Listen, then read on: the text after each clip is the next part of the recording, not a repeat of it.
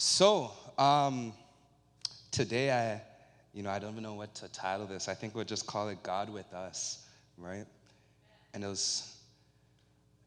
I, this week, I was just looking at a few passages, and I was looking at Luke 15, and I saw something beautiful in there that I just want to quickly just share. I believe Jesus is going to just continue to speak to all of us tonight, right? And, I should say I'm very honored to be up here, right? I was going to bring some popcorn, but I didn't want to be the first one to do that on stage, so I'll wait till Nathan or PY does that because I don't want to be in that rank. You know what I mean? Because I believe when I'm here, God wants to get all the attention and we could just sit back and see what he has done, right? Seriously. And that's what that popcorn would have represented, but I chose not to do that today, right? But that doesn't mean God's not here and he's not gonna do anything, you know what I mean? So here we go. So Luke 15, verse 1 to 2, and I'm gonna read it. And it says, we're gonna go right into it. This is Jesus, he's about to speak, and let's just read it here. It says, then drew near unto him the tax collectors and sinners to hear him. And the Pharisees and scribes were so delighted. They said, oh, Jesus, you're amazing. That's not what it says. Okay, it actually says they murmured, right? They murmured. The Pharisees and the scribes, they murmured, saying, this man, okay, hold on. I'm so sorry. This man receives sinners and eats with them. This is very important, right? Let's look at the first verse. You see that the sinners, right? And they drew near to him, right? Those who maybe didn't know how to worship God or even know how to serve him. That's what the Pharisees were thinking, like, how can he eat with these people? They don't worship him like we do, right? They don't serve him. They don't even know the laws like we do. But what God was concerned about was being near the sick and the broken, right? And I remember I was speaking to actually one of the youth and young adult on Friday, and one of the themes that came across is that the Jesus we believe in, the Jesus that's in this room present, desires to be as close to the sick and the broken as possible. I know in this time it's hard to believe that, but he does. He really does. He really does. And we see that here. And as you know, the Pharisees and the scribes did not understand that, right? They were upset. They grumbled. But then listen to what Jesus says. He shares about 3 parables. One of them being about the sheep that goes astray and the shepherd just going after that sheep, bringing it back, putting it on his back, right? Then you have one about the man and his 2 sons, one that takes inheritance, right? And then goes away, and then he finds out like, hey, there's no place like home, right? And he comes back to be with the Father, and the Father greets him, a picture of God. And you also have the son who didn't realize that everything he ever needed was just in his Father's presence. Right? So you have a picture of that. But one that I really wanted to sort of key in these this very long 10 minutes is it is you could call it the lost coin, or call it the woman who lost her coin, right? And it says, this is verse 8. What woman having 10 pieces of silver, if she loses 1 piece, does not light a lamp and sweep the house and seek diligently till she finds it?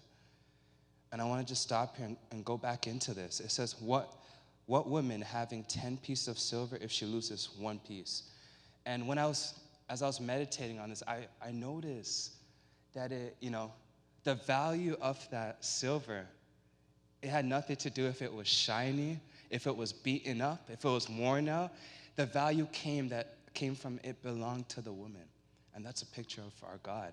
Your value comes from the fact you belong to him, that you're his child, you're his creation. You know what I mean? I caught that. I'm like, whoa, I see that. You know what I mean? Like, God, okay, that's really, you know what I mean? That's really cool. And that's important that we remember that. And then this is where it gets a little crazy, because in this parable, in all the parables you see a gospel message, but this one, there's actually a full gospel. You could really see here. Check this out. It says, and does not light a lamp. It talks about, do you not light a lamp if you're looking for something? And it's very interesting because the Father lit a lamp. His name is Jesus, right? He placed Jesus in the perfect time in history where he would have Peter who would deny him, bring him back. He would have Judas who would betray him. He had Mary who would be like, okay, you know how this is going to look, but I trust you. If you're, right? Like, perfect time in history. And he lit up the world to know that, hey, there is a God who cares about you, right? And he didn't just leave it there. Now check back at the verse. It says, and then it says, sweep the house. Isn't that a picture of what God has done for us? He swept the house. You're the dwelling place of God, and he swept you clean of sins, right? For those who would come to him and those who would live in him forever. That's a beautiful thing right there. And when that caught me, I'm like, wait a second, like, light of the world, he swept the house. And I was just really meditating on that. There's something beautiful in the gospel. Whether you're coming to know Jesus or whether you're abiding in him. Like Pastor Nathan was reminding us during communion, you could come to him at any point. If you feel condemned, it's not from God. It's not from God. God has nothing but love and freedom for you. He swept the house so that way you could, every time you make a mistake, you could come to God and be like, God, I know that was silly, but I thank you for your forgiveness. I thank you that your son purchased my freedom so I could walk away from my mistakes. I could walk away not looking back and just looking right into your face. And we get to do that every single day. And you know, this is I don't want to say it's a basic truth, but this is something we have to remind ourselves of. Because every single day there will be situations that will try to remind us, try to say to us we're not righteous, we're not in Christ. Our mistakes can hold us back. But the reality, it can't. Because Jesus has done so much for us. And then continuing with the verse, it says, the last bit of it, it says, seek, and speaking of the woman, seek diligently till she finds it. And this is a big thing, like when it comes to Jesus, the Father sending his Son, when it comes to sin being removed, right? As the scriptures say, as far as the east is from the west, right? Your transgressions, your sin, whatever it might be, has been removed from us because of Jesus. But that's nothing to do with you. That's his grace, right? So we don't boast in that. It is God's pursuit of us while we have anything today. Right? Sometimes as Christians, the Pharisees, they struggled with that. They thought the good, you know what I mean? They thought the good things they did, the good they saw in their life, it's like, yeah, I did that. And Jesus was like, you're in the same boat as these people you call sinners. Every single one of us need Jesus. And that's the most important thing. And that's a humbling thing. You're never going to stop needing him. You're just going to actually grow more and more dependent on him. Seriously, right? That's a reality. I don't know how I'm doing for time here, but we'll just continue. And it says, and when she has found it, she calls all her friends, all her neighbors together, saying, rejoice with me, for I've found the peace which I had lost, right? And I believe today, if you feel like you're far from God, he's here. He's pursuing you. And all it is, Pastor Carey sometimes will say this, it's just all about turned attention. God's right there. It's just a turned attention to him, right? He's constantly pursuing us. And he's rejoicing. When you're found, there's rejoicing in heaven. I don't think the rejoicing stops. It doesn't stop. I know some of you think when you make a mistake, the rejoice, it gets silent in heaven. They're like, oh my gosh. You're laughing, but that is true. Some of you do believe that. You think it's quiet now. They're like, you can hear a pin drop up. They're like, no, like, Jesus paid everything. Jesus paid everything. So your sin is never going to be brought back in your face ever again. And that's something we cannot walk away from. It's a beautiful message. So it's always rejoicing. And God is always there to pick us up.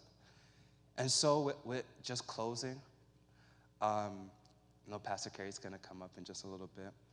But I want us to just really think about, that not only did Jesus die for us, but he's come to live inside of us through his Spirit.